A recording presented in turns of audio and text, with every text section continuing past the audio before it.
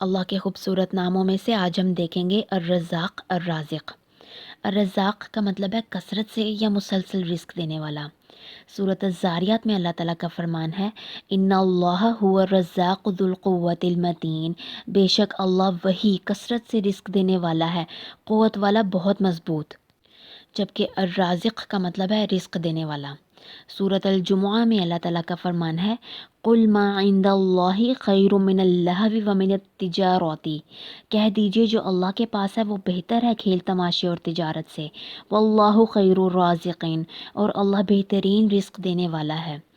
یعنی اللہ تعالیٰ نے رزق کو پیدا کیا اور اس کا مالک بھی وہی ہے، اس کو عطا کرنے والا بھی وہی ہے، اور اس میں تصرف بھی صرف وہی ذات کر سکتی ہے۔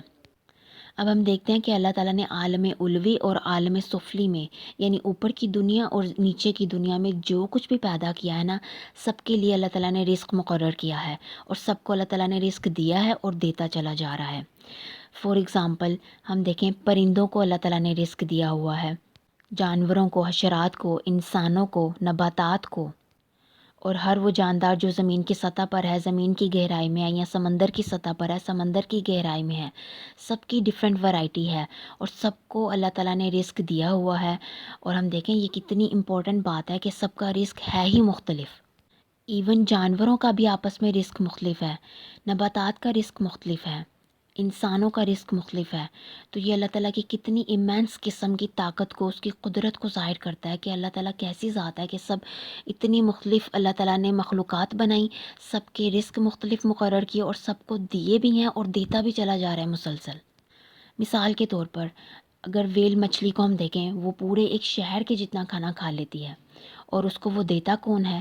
اللہ تعالیٰ کی ذات۔ اور یہ صرف ایک ویل مچھلی کی بات ہو رہی ہے، باقیوں کو بھی کنسیڈر کریں۔ اسی طرح سے اگر ہم نباتات کی بات کریں، ان کی خوراک کیا ہے؟ سورج کی روشنی اور پانی، اور ساتھ میں ہوا، اور یہ سب کچھ اس کو کون پرووائڈ کیے ہوئے ہے اور مسلسل کرتا چلا جا رہا ہے؟ صرف اور صرف اللہ تعالیٰ۔ ہم دیکھیں کہ نبی صلی اللہ علیہ وآلہ وسلم کی حدیث ہے کہ اللہ تعالیٰ کا ہاتھ بڑھا ہوا ہے، دن رات کا خرچ اس کے پاس کسی چیز کی کوئی کمی نہیں کرتا۔ کیا تم نے اس بات پہ غور کیا ہے کہ جب سے اس نے زمین اور آسمان پیدا کیے اس نے کتنا خرچ کیا؟ یعنی ہمارے لیے واقعی میں یہ بات سوچنے کی ہے کہ اللہ تعالیٰ نے کتنا اب تک خرچ کیا ہے اس دنیا کے اوپر اور مسلسل کرتا چلا جا رہا ہے۔ اسی طرح سے ہم سب سے امپورٹنٹ بات کریں گے انسانوں کی، کیونکہ انسان کو اللہ تعالیٰ نے شعور دیا ہے اپنی پہچان دلانے کے لیے۔ اسی وجہ سے انسان جو اللہ تعالیٰ کی سب سے سیریس مخلوق ہے، اور انسان کے پاس اللہ تعالیٰ کا دنیا میں جو رزق ہے نا وہ دو قسم کا ہے۔ سب سے پہلا جو رزق ہے وہ جسم کا رزق ہے، چاہے وہ ظاہری ہو یا باطنی ہو، اس میں انسان کا کھانا پینا آ جاتا ہے، اس کا سکون، نیند، اس کی دولت، اس کا علم، ہر چیز، اس کو ایون سیکیورٹی چاہیے، وہ سب کچھ اس میں آ جاتا ہے۔ اب ہم اس پر غور کر سکتے ہیں کہ کیا ہم نے اپنی زندگی میں کتنا رزق کھایا ہے، کتنی سبزیاں کھائی ہیں، کتنے پھل کھائے ہیں، یا کتنا پانی پیا، اس کے کتنے قطرے ہمارے اندر گئے ہیں، یا پھر کتنی دولت اب تک ہم یوز کر چکے ہیں، کتنا سو چکے ہیں۔ ہم تو ان کو کاؤنٹ بھی نہیں کر سکتے۔ اور سب سے امپورٹنٹ بات یہ ہے کہ یہ ساری نعمتیں جو ہیں نا، یہ سب رزق، یہ اللہ تعالیٰ کی محبت کی دلیل نہیں ہے۔ ہم سوچتے ہیں کسی کے پاس زیادہ دولت ہے، اللہ تعالیٰ شاید اس سے بہت پیار کرتا ہے، اسی لیے اللہ تعالیٰ نے اس کو اتنی دولت دی ہے۔ کسی کے پاس سکون ہے تو ہم سوچتے ہیں کہ شاید اس سے اللہ تعالیٰ بہت پیار کرتے ہیں، اسی لیے اللہ تعالیٰ نے اس کو یہ سب کچھ دیا۔ یا کسی کے پاس علم زیادہ ہے، یا کوئی بھی اس کے پاس رزق میں سے کچھ بھی اس کے پاس اگر زیادہ ہے تو ہم سوچتے ہیں کہ شاید اللہ تعالیٰ اس سے بہت خوش ہیں، راضی ہیں، اسی لیے اللہ تعالیٰ نے اس کو یہ دیا ہے، جبکہ ایسا نہیں ہے۔ ہم اگر غور کریں تو یہ رزق تو کافر اور مومن سب کے پاس ہے، جو مشرک ہیں، جو اللہ تعالیٰ کے احکامات کو فالو نہیں کرتے، جو گناہ کر رہے ہیں، ان کو بھی اللہ تعالیٰ نے یہ سارے رزق دیے ہیں۔ تو یہ اللہ کی محبت کی دلیل نہیں ہے، بلکہ یہ اللہ تعالیٰ کی طرف سے ہمارے لیے ٹیسٹ ہے، کیونکہ اللہ تعالیٰ نے ہمیں جو کچھ بھی دیا ہے یہ اللہ تعالیٰ نے ہماری آزمائش کے طور پہ دیا۔ اگر کسی کو کچھ نہیں دیا تو یہ بھی اس کی آزمائش ہے، اور یہ اس لیے ہے کہ انسان اللہ تعالیٰ کو کیا رسپانس کرتا ہے۔ اگر اس کے پاس سارا کچھ بہت کثرت سے ہے تو کیا رسپانس کرتا ہے، اگر قلت سے ہے تو کیا رسپانس کرتا ہے۔ اسی طرح سے ہم دیکھیں سورۃ الشورى میں اللہ تعالیٰ کا فرمان ہے وَلَوْ بَسَطَ اللَّهُ الرِّزْقَ لِعِبَادِهِ، اور اگر اللہ پھیلا دے رزق اپنے بندوں پر، لَبَغُوا فِي الْأَرْضِ، تو وہ زمین میں بغاوت کر دیں، وَلَكِنْ يُنَزِّلُ بِقَدْرٍ مَا يَشَاءُ، مگر وہ اندازے سے اتارتا ہے جو وہ چاہتا ہے۔ انہو بعبادہ خبیر بصیر، بے شک وہ اپنے بندوں کی خوب خبر رکھنے والا اور خوب دیکھنے والا ہے۔ یعنی جو انسان کے پاس جسم کا رزق ہے نا، یہ اللہ تعالیٰ نے انسان کے لیے ایک تقدیر مقرر کی ہے، اپنے اندازے سے، اپنے حکمت سے، اپنے علم سے اللہ تعالیٰ نے دے رکھا ہے۔ اس میں انسان کا کوئی عمل دخل نہیں ہے۔ اب ہم دیکھیں کہ دنیا میں اللہ تعالیٰ کا انسان کے اوپر کیا دوسرا خاص رزق ہے۔ وہ رزق ہے ایمان اور توحید کا، اور یہ صرف اسی کو ملتا ہے جو اس کا مستحق ہوتا ہے، یا پھر جو اس کو طلب کرتا ہے، مانگتا ہے اللہ تعالیٰ سے۔ اور ہم دیکھیں کہ یہ رزق بھی اس باب کے ذریعے سے ہی ملتا ہے، اور یہ جو رزق ہے نا بیسیکلی دین کا، توحید کا، یہ اللہ تعالیٰ کا بہت بڑا فضل، اس کی رحمت ہے، یہ اس کا ہم پر احسان ہے کہ اگر اس نے ہمیں یہ والا رزق دے رکھا ہے۔ ہم دیکھیں کہ جو انسان اللہ کی مرضی کی زندگی گزارتا ہے نا، یعنی کہ مومن بن جاتا ہے، تو اللہ تعالیٰ اس کی زندگی میں برکتوں کا رزق دیتے ہیں۔ لیکن جو انسان کفر کرتا ہے، چاہے وہ عقیدے میں کفر کرے یا اپنے عمل میں کفر کرے، اللہ تعالیٰ اس کی زندگی سے برکتوں کا رزق جو ہے نا وہ ختم کر دیتے ہیں۔ تو سمجھ آئی کہ یہ رزق جو ہے نا یہ خاص لوگوں کے لیے ہی ہوتا ہے، ہمیں اس کو طلب کرنے کی ضرورت ہے۔ اچھا، اب ایک تیسرا رزق بھی ہے جو انسان کے لیے ہے، لیکن وہ دنیا کا نہیں ہے، وہ آخرت کا رزق ہے، اور وہ ہے جنت کا رزق۔ اور یہ رزق خاص مومنوں کے لیے ہے، جہاں پر انسان کی ہر خواہش پوری ہوگی۔ ہم دیکھیں جنت میں نہ انسان کو موت آئے گی، نہ انسان کو بڑھاپا آئے گا، نہ کوئی اس کی صحت خراب ہوگی، نہ ہی اس کو کوئی غم دکھ پریشانی ملے گی۔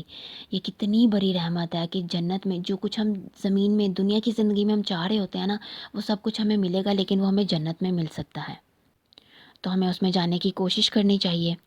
اب آپ کو ایک خوبصورت سی حدیث کا مفہوم بتاتی ہوں کہ اللہ تعالیٰ نے فرمایا ہے کہ میرے بندو، میں نے ظلم جو ہے نا اپنے اوپر حرام رکھا ہوا ہے، اور تمہارے درمیان میں بھی حرام رکھا ہوا ہے۔ تم لوگ بھوکے ہو، مجھ سے کھانا مانگو، میں تمہیں کھلاؤں گا۔ تم لوگ ننگے ہو، مجھ سے کپڑے مانگو، میں تمہیں دوں گا۔ تم لوگ دن رات میں گناہ کرتے ہو، مجھ سے بخشش طلب کرو، میں تمہیں دوں گا۔ اور پھر اللہ تعالیٰ نے یہ بھی کہا کہ اگر تم سارے انسان اور جن، پہلے سے لے کر اب تک کے یا قیامت تک کے سارے انسان اور جن اگر ایک میدان میں کھڑے ہو جانا اور سارے کے سارے نیک بن جاؤ، تو بھی میری ملکیت میں کسی قسم کا کوئی اضافہ نہیں کر سکتے۔ اگر تم سارے کے سارے گناہ کرو نہ مل کر، تب بھی میری ملکیت میں کوئی نقصان نہیں کر سکتے۔ اور اگر تم سارے کے سارے ایک میدان میں کھڑے ہو کر مجھ سے مانگو گے نا، سب مختلف قسم کا مانگو گے، تو اللہ تعالیٰ کہتے ہیں کہ میں سب کے اس کے سوال کے مطابق اس کو دوں گا، اور میرے پاس کسی قسم کی کوئی کمی نہیں ہوگی۔ یعنی اس حدیث سے ہمیں یہ بات سمجھ آئی کہ اللہ تعالیٰ کے پاس کسی قسم کی کوئی کمی نہیں ہے، وہ جس کو جتنا چاہتا ہے عطا کرتا ہے۔ ہم سب کچھ بھی مانگیں گے نا، اللہ تعالیٰ ہمیں سب کچھ دے سکتا ہے۔ جب دنیا میں اس نے اتنا کچھ ہمیں دے رکھا ہے بنا مانگے، تو وہ مانگنے پر بھی دے سکتا ہے نا، اور آخرت میں بھی دے سکتا ہے، کیونکہ اس نے ہم سے وعدہ کیا کہ وہ آخرت میں تو دے گا جو اس کی مرضی کے مطابق چلیں گے۔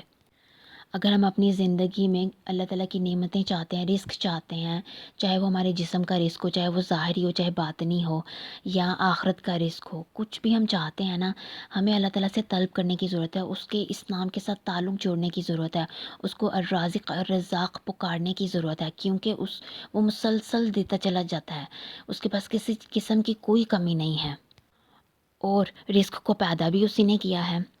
اب ہم خوبصورت سی دعا پر اختتام کرتے ہیں۔ اللہم اعطنا ولا تحرمنا، اے اللہ تو ہمیں عطا کر اور محروم نہ کر، وزدنا ولا تنقصنا، اور ہمیں زیادہ دے اور کمی نہ کر، واکرمنا ولا تہنا، اور ہمیں عزت دے اور ہمیں ذلیل نہ کر، وآثرنا ولا تؤثر علینا، اور ہمیں ترجیح دے اور ہم پر کسی کو ترجیح نہ دے۔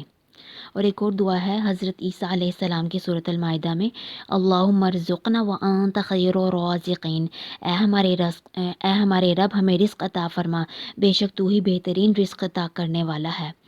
ہمیں ان دعاؤں کو یاد کرنے کی ضرورت ہے، اللہ کو اس نام کے ساتھ پکارنے کی ضرورت ہے، اگر ہم اپنی زندگی میں رزق چاہتے ہیں تو۔